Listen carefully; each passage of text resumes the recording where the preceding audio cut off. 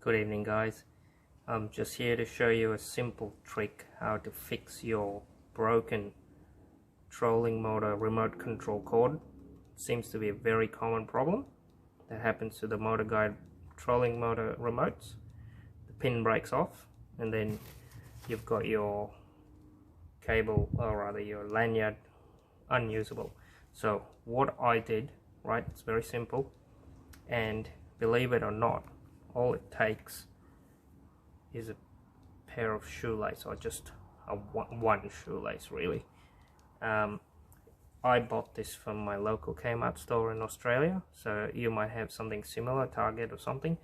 You have to pay attention to buying this type of shoelace. It's more like a nylon as opposed to the cotton ones. And why this one? Because it actually compresses. See how thin it gets when you pull it?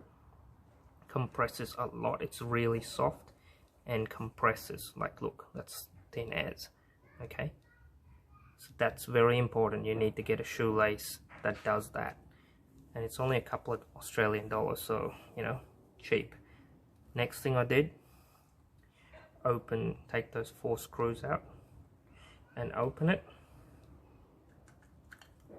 Right, that's 2 parts, and then you basically cut a small bit of that off, however long you want it.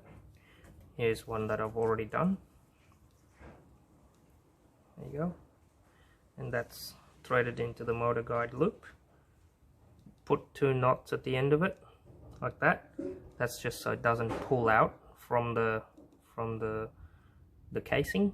And once you have done that, place it like so in the bottom of there's a couple of little notches inside the trolling motor case, if you can see that. There you go. So you place them right there like that, just notches in there. Fits nice and snug. And okay, and you place the back cover back onto it. So as you can see, I haven't screwed this in properly, but I'm going to show you what it looks like in the back right there. Now there's a gap here because I haven't screwed it in, but I'll show you that in a minute.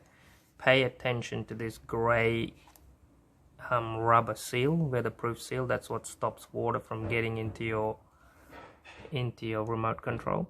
So when you screw it down, that will actually close and form a seal, but just make sure you don't screw it down too tight, because you are introducing extra little bit of material there, so you might just be careful you don't round your threads or strip the threads inside it.